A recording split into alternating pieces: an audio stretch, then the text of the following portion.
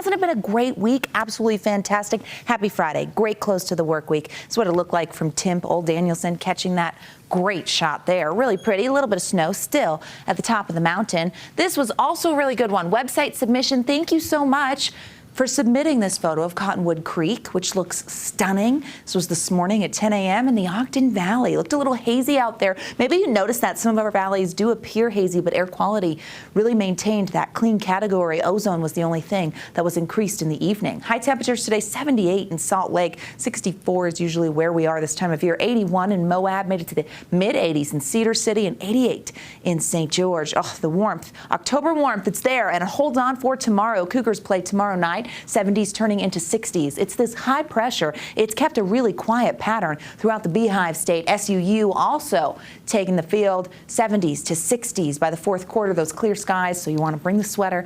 But we've got dry conditions because of the high pressure. But it doesn't stick around forever. It's actually going to become displaced and slide to the east as we get through our weekend. That's going to allow for a little more cloud cover and open the door for a storm system that digs in from the Pacific Northwest to head a little further south than initially anticipated. But we still get a cold front out of that system. Not as much moisture, but that could change as we look at the upper level futurecast. You see another storm. Looks like Wednesday into Thursday of next week. So a more progressive pattern is right around the corner. Our rainfall forecast for the next 5 days does put down measurable moisture for Cache Valley, the Salt Lake Valley, the West Desert, and over towards the Uintas as well as the Four Corners. So that system that digs south does drop a little moisture in southeastern Utah as it leaves. Long-range futurecast shows you what I mean here. We see that ridge of high pressure breaking down. There's the cloud cover through the weekend.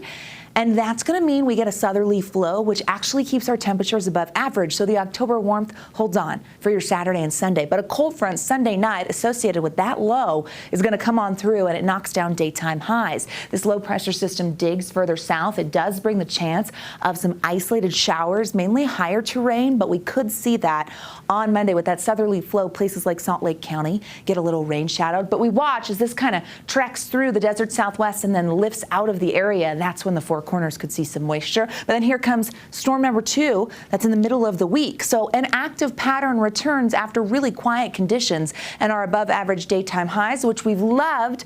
Hold on for 2 more days, and then we take a nice dive to right where we should be this time of year. Seasonal temperatures, so we're expecting the mid-60s, but that storm coming through in the middle of the week could bring a reinforcing shot of colder air, and that could drop us below average. Regional forecast for your Saturday. Tell me that's not stunning. 70s along the Wasatch Front. It's so pretty. 40s and 50s for those overnight lows. 70s and 80s in eastern Utah, and 70s for the I-15 corridor. As we zoom in, Park City, Heber, gorgeous. Partly cloudy, 60s and mid-70s, 73 in Ogden, and we get a mix of 70s there in central Utah. Taking a look at the next 7 days, you're going to notice those temperatures in St. George, cool to the 70s, breezy conditions, very little chance of getting wet weather. Looks like it would be the middle of the week, but the winds do pick up. Wasatch Front, 70s to 60s to possibly 50s. Best chance of wet weather would be Wednesday and Thursday. Not too bad. Back to Emily and Sarah.